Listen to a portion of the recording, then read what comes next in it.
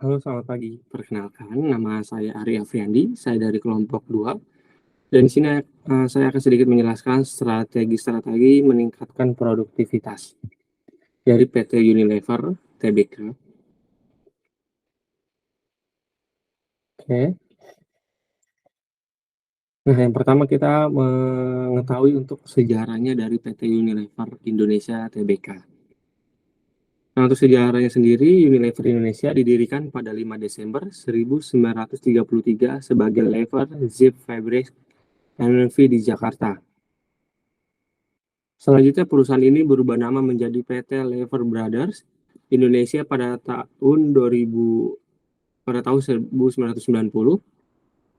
sebelum akhirnya resmi menjadi PT Unilever Indonesia pada 30 Juni 1997.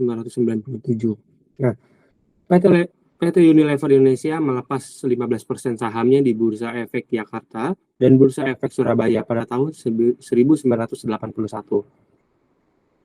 Unilever Indonesia mempunyai lebih dari 1.000 distributor di seluruh Indonesia.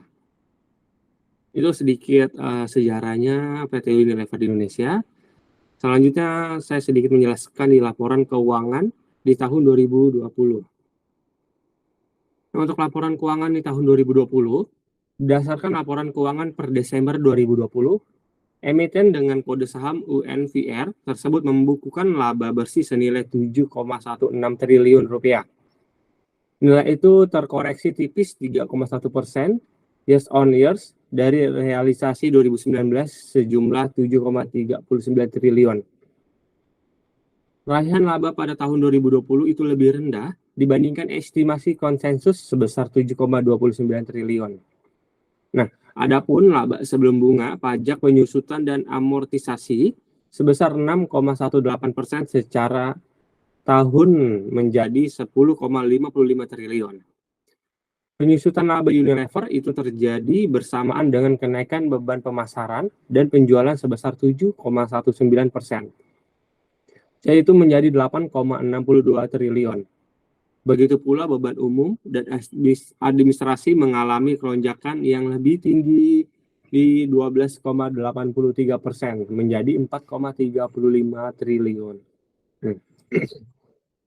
Sedangkan pos penjualan bersih terpantau mengalami pertumbuhan tipis nih 0,11% menjadi 42,97 triliun pada 2020. Dibandingkan tahun sebelumnya di 42,92 triliun, realisasi tersebut berada di bawah konsensus Bloomberg yang memperkirakan jumlah Unilever mencapai 43,61 triliun pada 2020.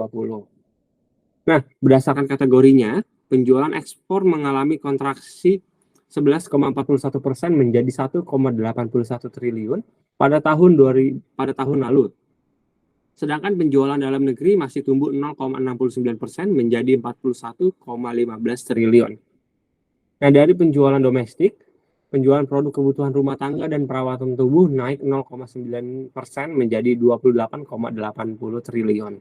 Sedangkan penjualan makanan dan minuman tumbuh 0,21% menjadi 12,35 triliun. Selanjutnya saya sedikit menjelaskan laporan keuangan di tahun 2021, yaitu pertumbuhan penjualan domestik melambat sebesar 8% pada tahun 2021.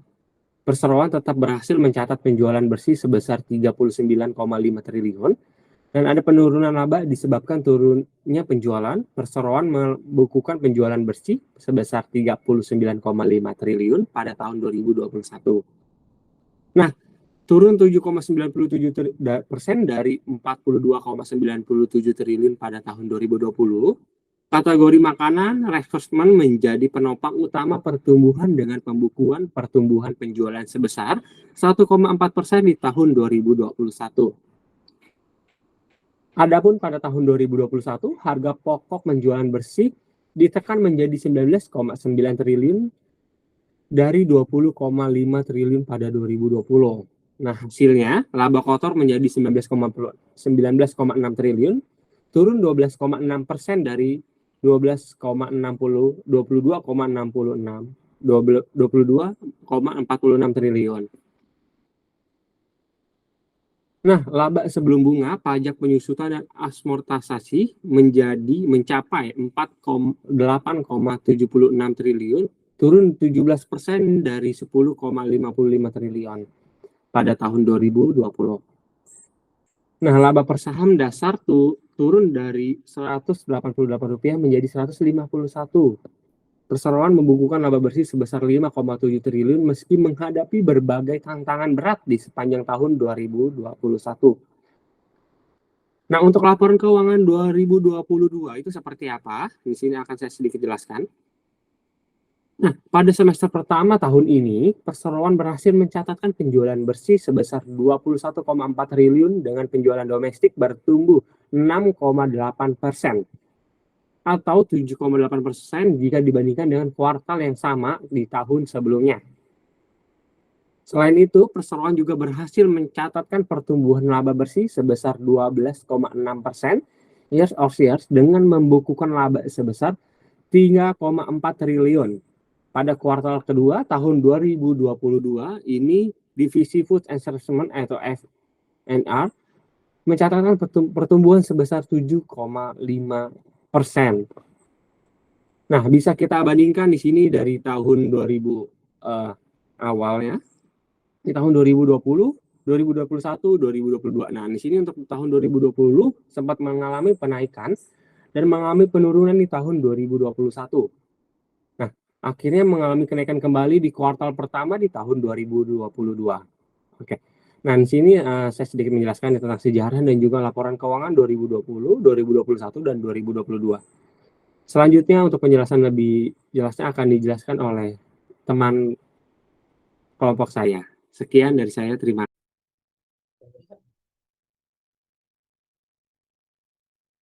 Selanjutnya, pengembangan fungsi manajemen sumber daya manusia PT Unilever. PT Unilever adalah perusahaan yang terkenal dengan manajemen sumber daya manusianya yang mumpuni. Bagaimana tidak, PT Unilever sangat mempertimbangkan setiap sumber daya manusia yang akan berkarir bergabung bersama PT Unilever. Di sini terbukti dengan setiap tahunnya PT Unilever sengaja merekrut orang-orang terbaik dari berbagai perguruan tinggi terbaik. Tidak hanya merekrut orang-orang terbaik dari berbagai perguruan tinggi terbaik, PT Unilever juga memiliki program manajemen sumber daya manusia sendiri yang disebut dengan program latihan kerja atau disingkat dengan Satker. Program latihan kerja PT Unilever sengaja dibentuk untuk meminimalisir tidak meratanya sumber daya manusia dalam perusahaan. Setelah PT Unilever berhasil merekrut beberapa orang yang akan berkarir bersama PT Unilever, orang-orang tersebut akan diberikan program latihan kerja. Adapun program latihan kerja yang dibentuk PT Unilever, kegiatan pertama adalah kegiatan menempatkan calon tenaga kerja pada tempat kerja yang sebenarnya. Di tempat tersebut, calon tenaga kerja akan dilatih cara bekerja yang benar, langsung pada target, tetapi dengan didampingi pembimbing yang sudah sangat kompeten. Kegiatan kedua yaitu ceramah seperti perkuliahan mengenai seluk-beluk berkarir di PT Unilever. Seleksi tenaga kerja untuk mencari sumber daya terbaik yang dilakukan PT Unilever ini terbukti membuat perusahaan mampu menilai secara keseluruhan mana tenaga kerja yang kompeten dan berpotensi. Keberhasilan program latihan kerja ini juga dinilai dari berbagai mana pembimbing menilai kemampuan adaptasi calon tenaga kerja dalam mengikuti budaya bekerja di PT Unilever. Adapun teknik manajemen sumber daya manusia PT Unilever terbagi menjadi 3, yaitu yang pertama pengadaan, yaitu proses rekrutmen dari orientasi seperti program latihan kerja yang telah dijelaskan seperti di atas. Yang kedua, penggunaan, yaitu proses sinkronisasi antara kemampuan sumber daya manusia dengan tugas apa yang akan menjadi tanggung jawabnya. Dan yang terakhir, ketiga, pemeliharaan, yaitu bagaimana PT Unilever menciptakan lingkungan kerja yang nyaman sehingga karyawan juga dapat merasa puas bekerja bersama PT Unilever. Keberhasilan PT Unilever dalam menomorsatukan manajemen sumber daya manusia terbukti dari berhasilnya PT Unilever meraih penghargaan dari Jepang untuk pelaksana produktif, total maintenance, dan berhasil terpilih sebagai salah satu dari 20 perusahaan terbaik di dunia. Kepedulian PT Unilever terhadap sumber daya manusia yang berkarir bersama di perusahaan Unilever di atas dapat diberi suatu apresiasi sendiri. Maka dari itu, makin banyak puluhan orang-orang terbaik yang ingin berkarir PT Unilever.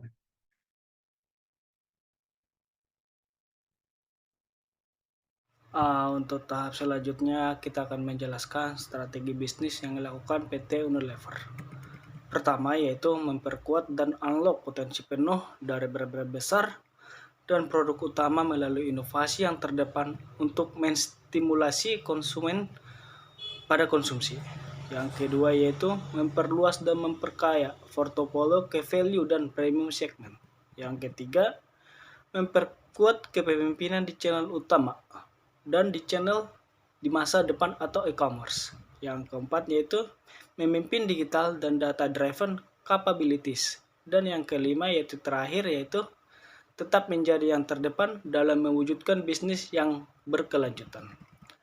Adapun bagian strategi pemasaran produk Unilever, yang pertama yaitu menerapkan diferensiasi produk dan harga yang relatif rendah.